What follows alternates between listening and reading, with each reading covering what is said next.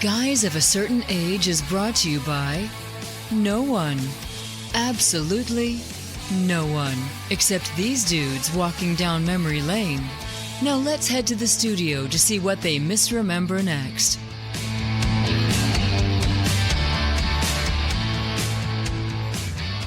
It's the podcast that can't seem to find its entire cast. It's Guys of a Certain Age in studio today with Art Shirley. And I guess I should have said, and I'm Jay Reed. And you're Jay Reed, yeah. Yeah. You need to go in last. I'm not used to even leading it. It's hard to do. It's what I have to do. Yeah. And it feels like we should give Robbie props for that, for having done it for 17 years or however long we're doing this, right? Yeah, we're like, gosh, I don't think we're quite 350 yet, but we're close. We can celebrate that.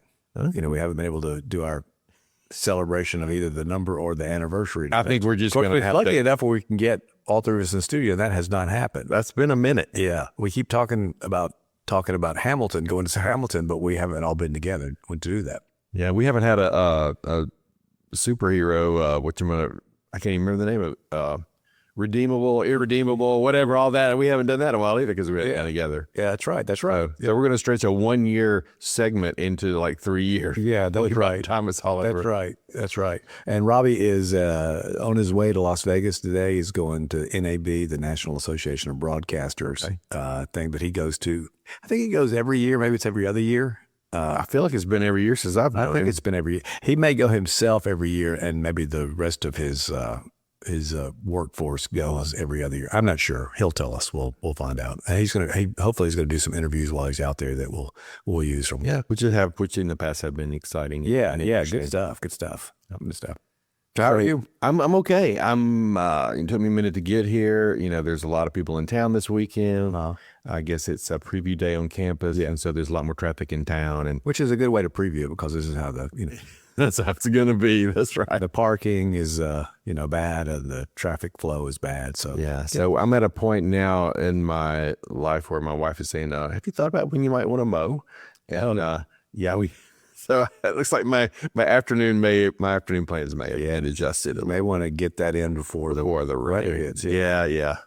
They're talking about big weather, but I've learned over the past few weeks that big weather may or may not be us. Yeah. So I'm going to try to get something done. But how about yourself? Doing fine. Looking forward to the weekend. Have no real plans, so which is kind of nice. That's not true. We're going to see Murder on the Orient Express. Several community theaters putting that on. We've talked about them before. Our friend Madeline Golden's in there. We'll be talking about her a little bit later.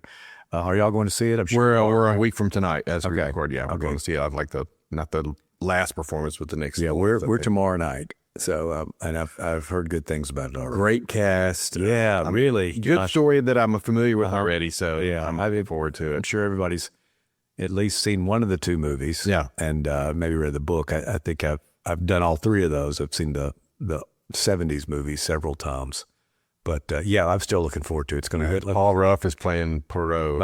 That's right. He'll be great. That'll be really good. Yeah, there's a lot. And again, it's this cast is loaded with a lot of folks that we know. Mm-hmm. So it's always fun. And they're great actors too. So that's really good. Yeah, it'll be a good one. Yep.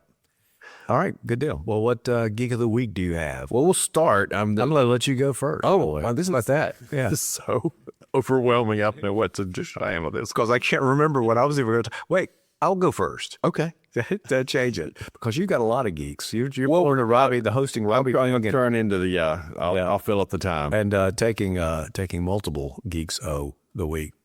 I guess I'll do, actually I have multiples too. Okay. First of all, we want to talk about Richard Chamberlain passed away since we last recorded. Richard Chamberlain, probably most famous as king of the miniseries back in the 70s and 80s. He was on the Thornbirds, Shogun, probably what I remember. Thornbird. Yeah. The original Shogun mini series, and he was in that and played the pilot Anjin Sun on that. But and I loved that version of it. It's available somewhere, maybe Paramount or something that we've got that I could go back and rewatch that, but I haven't done that yet. Also known as young Dr. Kildare from the TV series. Yeah. Okay. So he passed away, and then Val Kilmer, which his really known to us for several roles. You and I kind of exchanged what our favorite was, and we both said Doc Holliday for Absolutely, yeah. But of course, he had so many great roles. Batman, of course, probably for most of our listeners, say he was the Batman after Michael Keaton, Joel Schumacher's first Batman. Okay, so who was in that with him? So There's the villains in that one. the villain of that is Jim Carrey as the Riddler. Okay. And Tommy Lee Jones was Two-Face. Two-Face, right. Yeah. And so, which, they didn't keep Billy D. Williams, who would have played Two-Face if it had stayed with Tim Burton's. Oh, okay. Yeah. And it also introduced a Robin for the first time. Okay. And was it Christopher? Oh, gosh, I can't remember his name. We'd look it up. Yeah. Out or something like that. But anyway. He's on one of the NCIS. Yeah. Or CSI. Picture him, but yeah. Anyway, but so he was on that, and of course, let's see, Nicole Kidman was the love interest. That's right. I own the movie. I just haven't watched. Yeah, me too. I haven't watched it either, and we talked about going back and watching some Val Kilmer movies. That one, Tombstone, of course, we'll watch. Both Top Gun movies. Yeah. Will's never seen either Top Gun movie. Wow. And I said, I don't know about how you're going to feel about the first one, because we watched it before the second one, before we saw the second one. And went, wow, this is really cheesy. But it's fun to watch, and Val Kilmer's performance in it is great. Did you ever see Top Secret? I feel like I did, but it's been a long time. It was the movie that with Leslie... Top Secret was the kind of a spoof, right? Yeah, it was the follow up that the people behind Airplane made. Yeah. It was their movie after Airplane. Okay, and it takes place, in the World War II era, or really kind of the 50s. It's kind of hard to pin down. He plays a guy that's a little bit like Elvis, and going in there and kind of trying to help thwart the Germans. And it's really as Airplane is just a very, very lowbrow comedy. Over the top's better way to say it. It's And what's the actor that was in Airplane, the main one? Leslie Nielsen. But in this? I don't think he's in this. No. Okay, but the same vibe. Absolutely the same vibe. Yeah. And a lot of people don't know about it, and or don't seem to remember it, but it's very good. Or it's of that Airplane quality. Yeah. They didn't win Oscars for it or whatever. But and I don't remember. I don't know that I saw The Saint, but I saw The Saint. The Saint had a lot of unrealized potential. I thought it could have been a great movie. Could have been a good franchise for him if he wanted to do a franchise. Return to that character who's been around for a long time, but kind of a James Bond-ish character. And that's the way they presented it, but it just didn't quite hit, as well. The Doors is another performance. Have you seen that? I think I have. Yeah, I saw it. I know. I feel like I've seen it all the way through. I probably haven't seen it since it first came out. I was really into The Doors for a season. And one thing I read, and you probably saw this too, is that he learned like 50 Doors songs for his audition. Oh wow! And he recorded them, and the surviving members of The Doors. He's playing Jim Morrison in The Doors. The surviving members could not tell if it was a Jim Morrison recording or a Val Kilmer. Wow. That's pretty impressive. That is impressive. Either that or they just, we had no recollection of what the guy sounded like. Yeah, but yeah, so it's sorry to see, he had throat cancer. We saw evidence of that in Top Gun Maverick.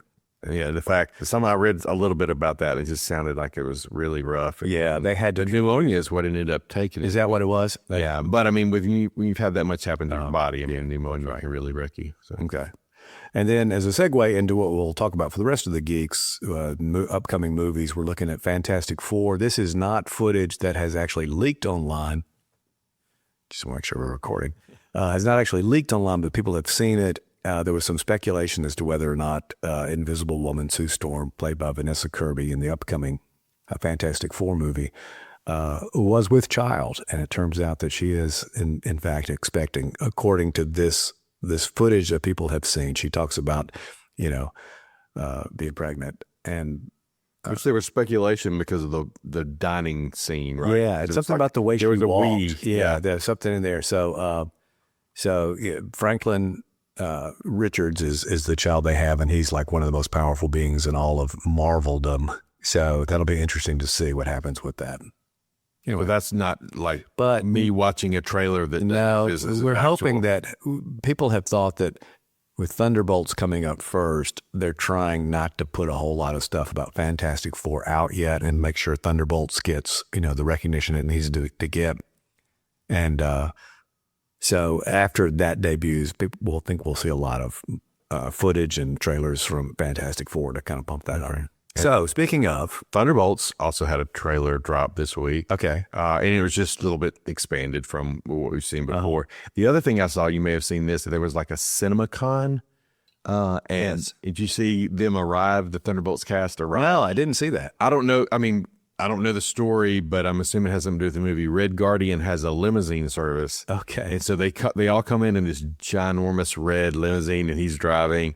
And they get there, and they have it all filmed, and them getting out of the car like wobbly walking because it was such a rough ride. Okay. And then I saw another clip of them coming into the convention, and kind of just making fun of each other, kind of harassing each other as they were coming. So there's lots of stuff out there now. Yeah. I mean, those three things. Uh-huh. So when does that come out? It should be soon. Yeah. I don't know if it's the end of this month or in May. May? I think it Maybe may be May. May. Yeah. First Because we've got Fantastic Four in July, and then Superman. Of course, that's not Marvel, but that's also in July. Yeah, so that was coming out. I think that's the only other Marvel. Feels like it's been a while since we've had a Marvel movie.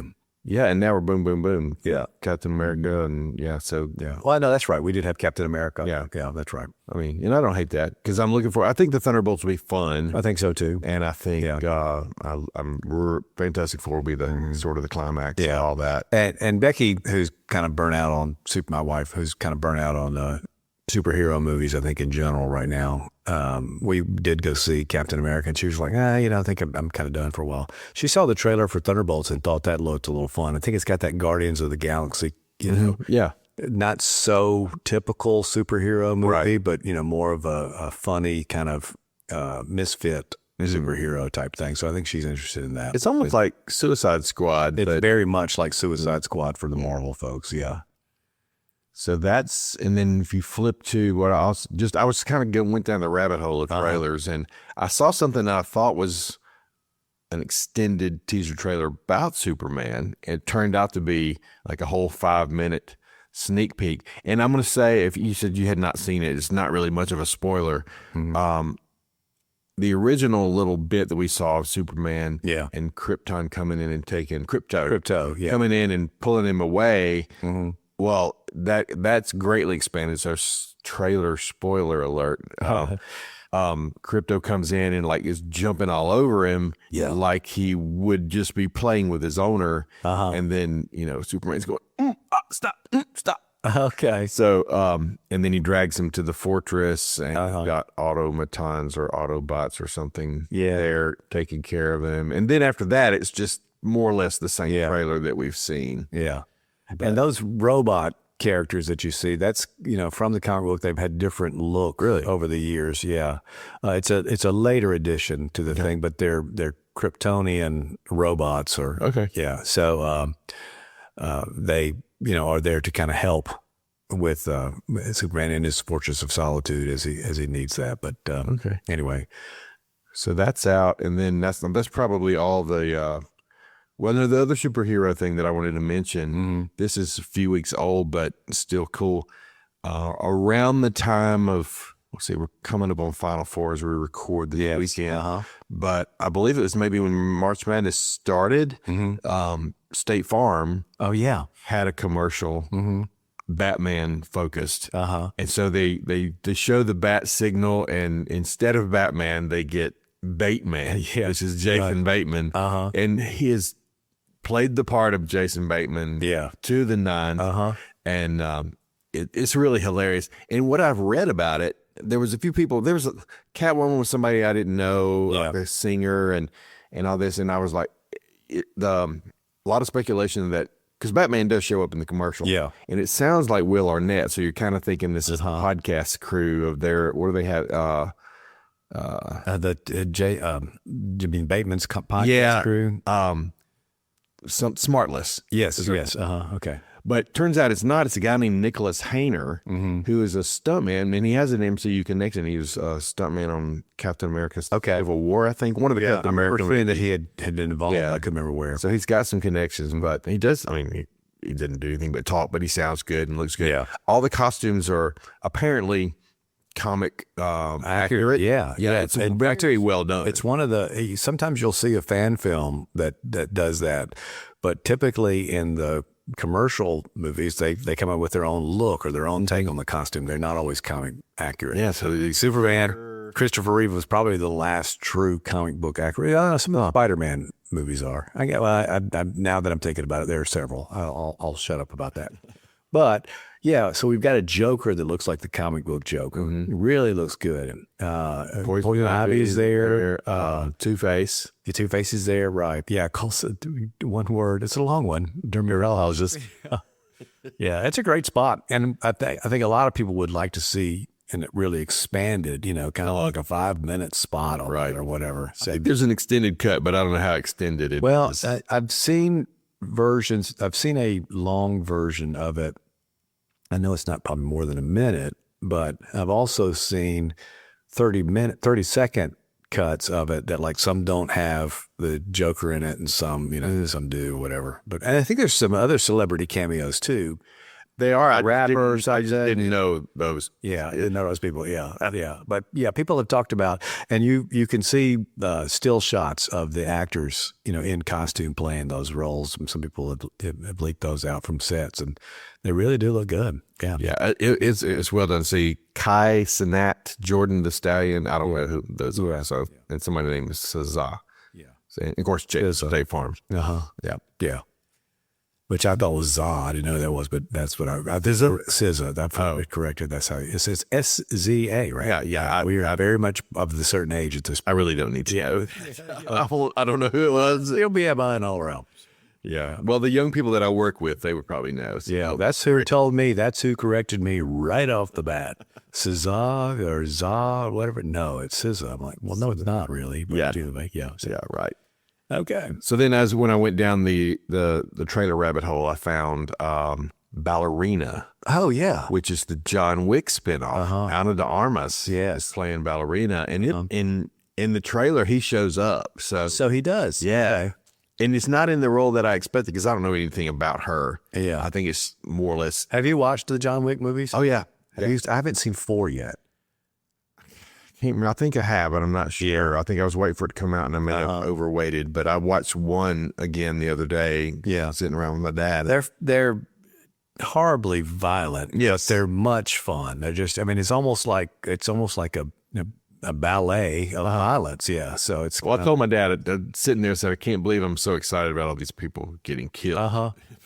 But you get wound up. Yeah, it's such a choreographed thing that it becomes unreal. So I'm curious. I'm definitely going to want to see it. Yeah.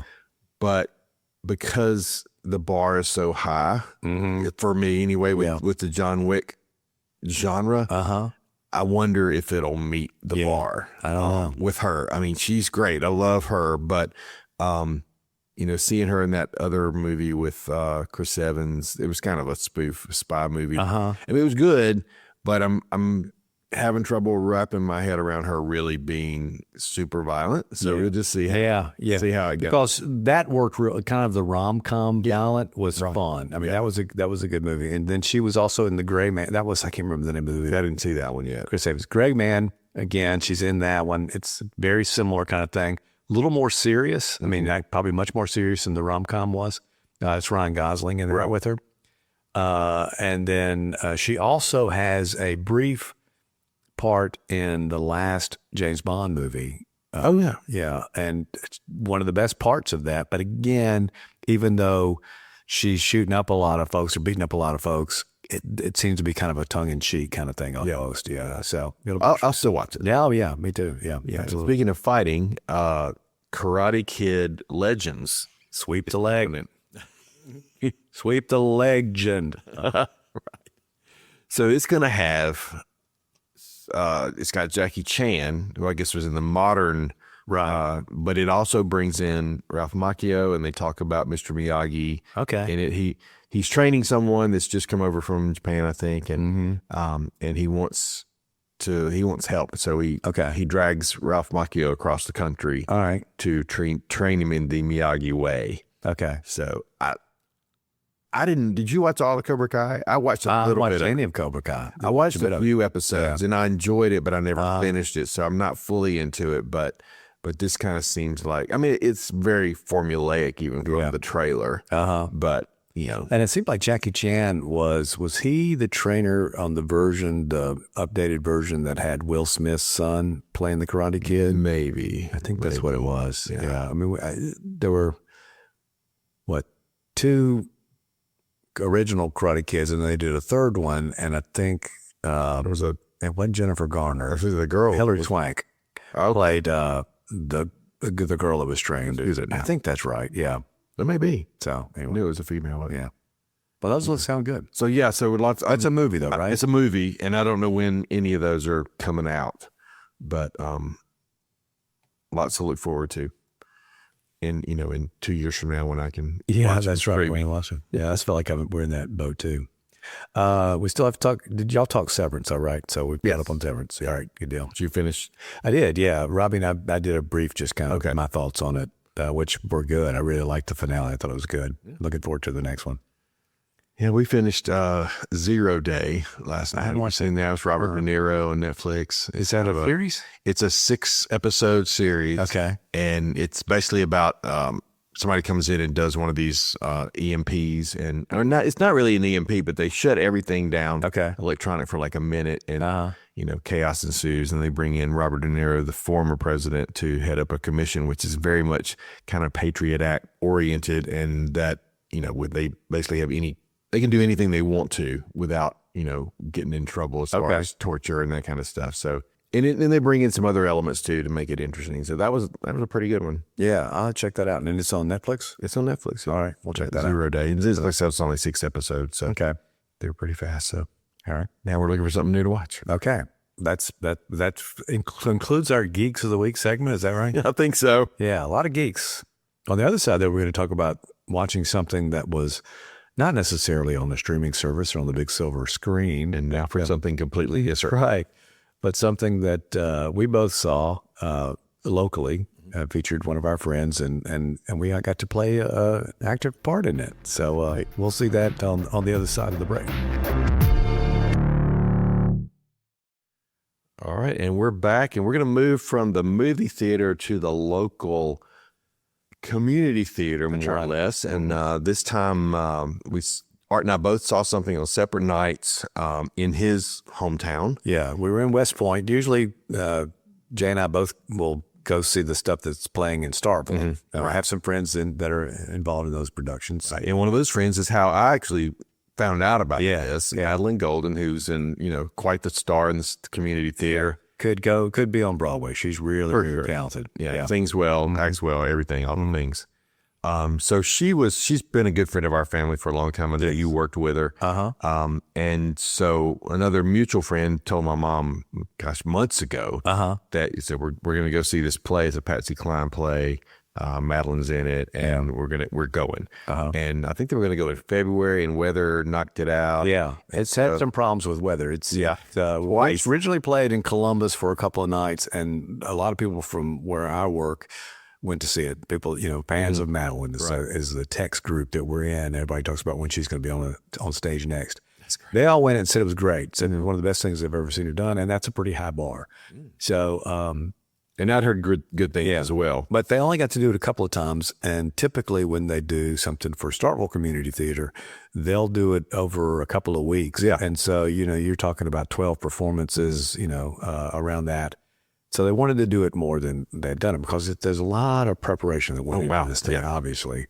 And so West Point asked them if they could, come do it there. They figured out how to do it. And then they've also done it and Tremont, Right. and Tammy Wynette. Legacy Center. Yeah, Legacy Center. Which is where the girl that played Patsy Cline, Jessica Horton, she sings there with the group, I think the Silver Eagle Band or something like that. Yeah, something like that. Who were also in the play. And they're the backup band, and they were incredible. Very good grief. Very good. Yeah, so she sings there regularly, like once a month with them.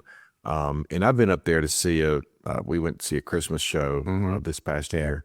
And it's a neat little place. Yeah, I mean, I know I want to go there sometime. Yeah, and it's a tiny. I'd like to go see her sing again. Oh, absolutely, absolutely. Yeah, I kind of went down a rabbit hole of videos from there. Yeah, and I mean, she did so well. Yes, and we may be jumping ahead, but I've been a Patsy Cline fan for a long time. Yeah. And I'm familiar with her. I mean, I'm certainly every time a song would come up and go, oh, I forgot about the song. Oh, I forgot about that song. There were a couple that I've probably not heard before, but most of them I'd heard. And I think they do about 20 songs or something. There's a bunch. And when I say I've been a fan for a long time, I love her voice. I probably have her greatest hits album. I'm not somebody that has every bit of her music, right. but I really love her voice. The songs just break your heart. Yeah. I mean, that kind of stuff. And she nailed it. Yeah, she absolutely did. Just a little bit of how the play is set up. It's called Always Patsy, right? I think it's Always Patsy Cline. Always Patsy Cline. Okay. And another friend of ours, you know Patty, right? Patty Archer? I know her. I know of her. I don't know if we met. She directed the play. But the play is set up, and it's basically a two-person play. You've got the backing band, which has a little bit of interaction, but for all intents and purposes, it's a two-person play. You have, in this case, Madeline Golden was playing this woman who's a fan, Louise. Louise, I think. Yeah, is a fan of Patsy. She hears her first, like on the Arthur Godfrey show. Right. Just absolutely, falls in love with her sound, and her voice is incredible. And then you've got Jessica Horton, who's playing Patsy Cline, and a lot of how she performs is she's either supposed to be on the Arthur Godfrey show or she's coming from the Grand Ole Opry or something. So she's performing and she's singing with the band and not interacting with Louise. Louise is talking about, when she saw her, and then it'll go into several songs that Patsy sings, and there'll be something that happens. And there was a little bit of dialogue. Yeah, I was going to say there's after a while you get a thing. Patsy Cline ends up coming to Louise's hometown. They go see her at this particular club. She helps make sure that Patsy's getting a really good deal. With the club, and ends up staying with Patsy. And at that point, they actually start talking. Right. And apparently that's a true story. Yeah. That is a true story. Well, look, if you believe Wikipedia, yeah. Yeah. Okay. So that's pretty neat. Yeah. She. Also, you see Louise bugging the local radio guy about playing Patsy, all the time. And so she's just a huge fan of Patsy Cline. It reminds me of how your mother is about Madeline Golden herself. Because the Sorry Mrs. Reed we talk about most often, when it's not Jay's wife, is Jay's mother. Jenny Reed, and she's a huge Madeline fan. I mean, and she goes to make sure she sees everything that she's in, right, and just loves her. And so Louise feels a lot like this about Patty, So it was just very cool. And they told the story of Patsy's incredibly short life. I think she was 30 when she passed away. Which down in a plane crash. Yeah. She wasn't very old. Anyway, that's the structure of the story. And you wonder, gosh, I mean, I'm diverging here, going on, but what would have happened?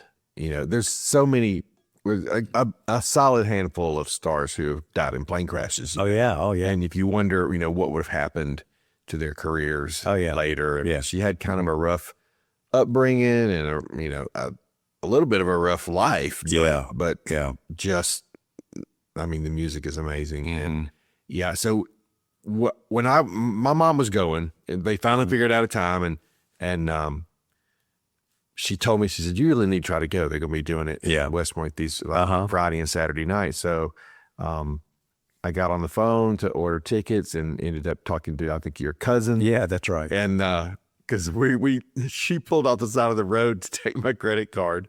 And did she really? It was in the car. And I was like, is this the Arts Council? She goes, well, yeah, kind of.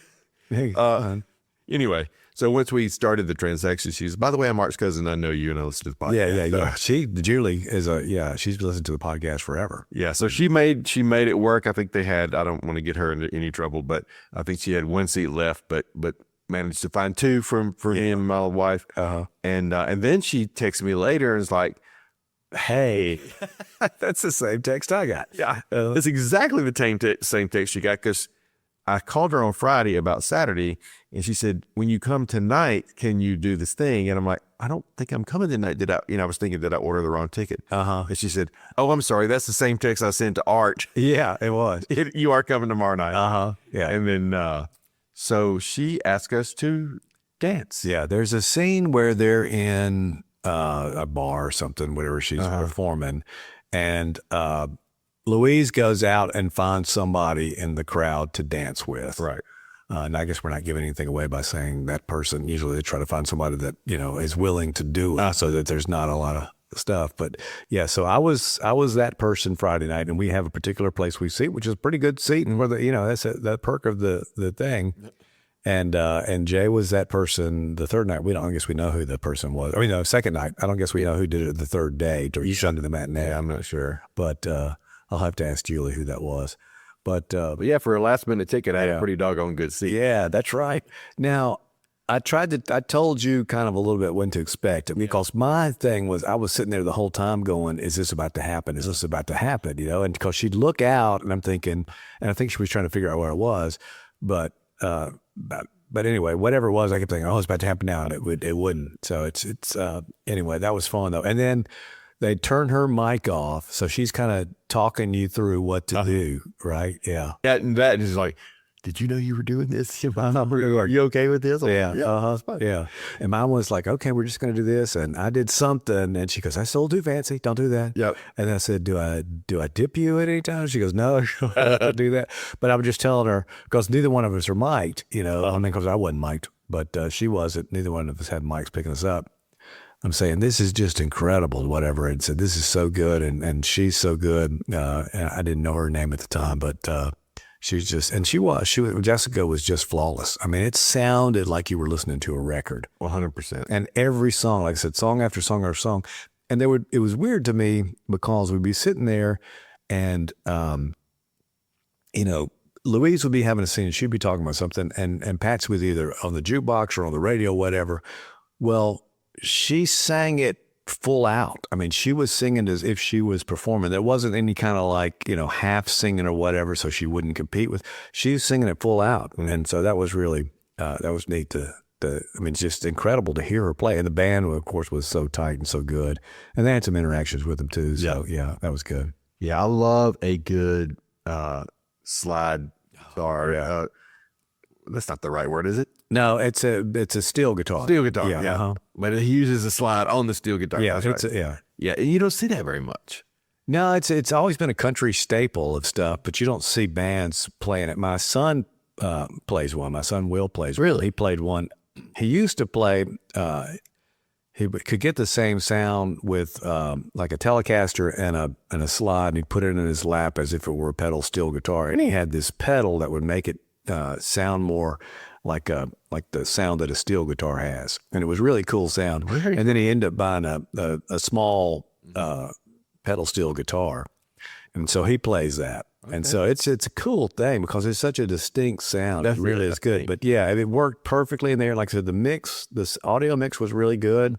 I was kind of worried about that because the Arts Council place is a smaller building, and I was afraid that the audio mix would not be good, but it's perfect. It was really good. And so, of course, and she sounded great. So that was really, the whole thing was just a lot of fun and just kind of an awe-inspiring performance by her. And of course, Madeline did a great job. Yeah. I did hear, maybe my cousin told me this, but when they first started doing the thing, Madeline, was just reading lines or whatever. They're kind of doing read-throughs or whatever.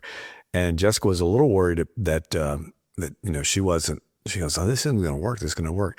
And as soon as Madeline got on stage, the performance hit, and Madeline becomes this character. She becomes Louise, and she went, oh, this is going to work. Yeah, and it did. It worked beautifully. Yeah, sure. Yeah. So that's something else. Yeah, I mean, she was. I think. Who knows what Louise really looked or sounded like, of course, but she made it real.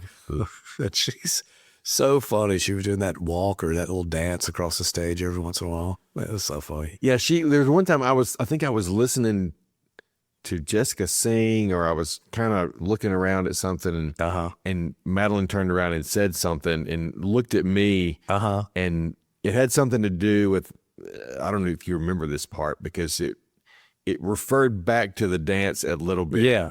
But I was like, oh, she's talking to me. Yeah. So, am I supposed to do something? But I was looking somewhere else. What did I miss? That's right. Yeah, that's good. But yeah, this is the first time I've been to anything in West Point, so I was impressed. Y'all didn't come see me, am I? I'm sure I had an obligation. Yeah, I think I remember the obligation was I really don't want it there. Yeah. Or was it I'm already into the wheel? Was it? That's what it was. Wheel of Fortune. It's a repeat, but I want to see if it comes out the same way. No, I think we did want to come to that. No, you did have an obligation. It was something that prevented me, but right. Yeah, because there was food involved in that one too. Yeah, that's right. Yeah, that's right. That was our whole lure. Yeah, for the thing, but it's fun. It's like I said, I haven't been part of that in a while, other than that play I did a little over a year ago, and it's a neat thing to be a part of. And like I said, I really I'm a huge fan, not only being in it, but a huge fan of community theater, and I think that both of us try to go whenever we can. Yeah, we have some tickets here, and we'll probably do that again. We didn't do that this year. First time in a while we didn't do it, and there's several that I've missed that I would have liked to have seen. I've gone to see them individually. I'm going to see Myrtle Orient Express, but there are some that I really wish I had seen this year. And so we'll probably do season tickets again next year. There was one about the female astronaut. Did you see that one? No, I wish I'd seen that. Really, I heard that was really good. Exceptional. Yeah, that's good. And the funny thing, I can't remember the girl's name, but the focus of that one was the woman from For All Mankind, the one that was one of the first female astronauts. And I can't remember her actual name, but she became like maybe head of NASA or something later in For All Mankind. And it was basically her story, her actual story. Yeah. The For All Mankind, female astronaut is a composite of several characters. Okay. So it's not, I don't think it's based on any one character. I think she's a composite of. The name was the same? The name chick, yeah. Okay. I wish I could think of her right now, but. I thought she was a composite and they gave her but anyway. So yeah, but there's a documentary, I think it's on Netflix, called Mercury 13 that's about those women that went through that program. So yeah, maybe it's one of the because they've got in For All Mankind they've got the woman that goes on to become president. So maybe she was the one that was a composite character. Yeah, I think so. Yeah, I think so. Yeah. Anyway, well, just thinking about Patsy Cline and all that, I didn't do a whole lot of research, but what? But I was thinking how much like the big thing now, like Morgan Wallen, and I know he did some dastardly things, throwing something off a roof or something, got in trouble, but he's kind of a big deal. You may remember he was supposed to be up at Ole Miss to do a stadium concert, and maybe had a couple of nights and canceled one of them, so it's a big stink. Yeah, but I mean, he's doing stadiums. I mean, big stadiums, and I looked to see, just comparing like Patsy Cline. Patsy Cline didn't have the opportunity. Right, she was the state war kind of stuff. Yeah, I mean, he made some big strides, got on the Grand Ole Opry, that kind of thing, but like he had. Over the course of his 87 show tour, 3.1 million people come to see him. But of course, compared to Taylor Swift, who was country adjacent, she had 10 million on her tour. But the person who holds the record, I think, unless it's been broken in the last year, the person who holds the record for the largest ticketed concert in U.S. history is George Strait. I was going to say George Strait, yeah. Kyle Field in June of 24, 110,905 people. What, June of what year? June of 24. Yeah, that's what because I remember when it happened. Yeah, I did too. Yeah. Because, I mean, that's what I listen to at work. Well, when they let me. We have a Pandora and account, and so we were listening to stuff. It varies. I'll let my younger techs choose the music. Sometimes it's like Riley Green, whoever that is, and Morgan Wallen and all this stuff. And then, but when I have a choice, it's George Strait. It's George Strait radio, or Johnny Cash radio. Okay. And the Johnny Cash radio is where I hear Patsy Cline the most. Okay. Yeah. Gotcha. Johnny Cash, Marty Robbins, all those guys would, I love that stuff. Yeah. Marty Robbins. My dad used to sing Marty Robbins songs to us when he was a kid. Yeah. When we were kids, rather. That's it. Yeah. El Paso. Yeah. I'm in love with a Mexican girl. Nighttime would find me at Rose's Cantina. Very good. Yeah. Very good. Yep. But it's so it's like I said, just when Patsy was super popular, of course, the crowds at these things were nothing like they are now. Yeah. And like I said, passed away early. And have you ever seen the Coal Miner's Daughter, the movie with Sister Basic? I feel like I saw it when it came out. Patsy Cline's in there because she and Loretta Lynn were incredible friends. And she was very helpful to Loretta Lynn starting out. So you wonder, had she lived, had Patsy lived, what would have happened with Loretta Lynn? Because Loretta Lynn kind of became, I think, one of the first country music superstars, period, but certainly one of the first female country music superstars. I mean, you had a bunch of them. You had Tammy Wynette we talked about and all this stuff. But Loretta, just really kind of, I think, transcended the genre and people, knew her so well. Yeah. And there was a Patsy Cline movie too. Patsy Cline with Jessica Lange. Yeah. And she was in that. Now, I don't know, in Beverly D'Angelo played her in the Coal Miner's Daughter, and they both did their own singing, Sissy Spacek and Beverly D'Angelo. I don't think that Jessica Lange did, but so I'd like to see, I haven't seen that movie but once. I've seen Coal Miner's Daughter a couple of times, but I'd like to see that one again as it was going on. But like I said, to me, you are more familiar with actual Patsy Cline recordings, but to me, she sounded just like what I think of when I think Patsy Cline. I mean, I listened to that greatest hit CD that I got from the record club. Yeah, I know. Many times. Yeah, Columbia or BMG. Something. Yeah. But yeah, so that was a fun little thing. Yeah, good. And, Jay and I are available to, do cameos in any community theater things. I don't know that I want to dance again, but yeah. And I need the Run P app to be adjusted. Yeah, theater, please. Okay. All right. Well, on that note, I guess we'll say so long. Well, I guess Robbie will be, I don't know if he'll be back with us next time we're together. I guess he'll be back with us next time we're together. Very confused. Yeah. I think he's going to record some stuff. We may get together to do some Geeks, but he's going to try to do some interviews out there in Las Vegas. So we'll be hearing what he has to say on that, and we'll talk to y'all next time. Adios.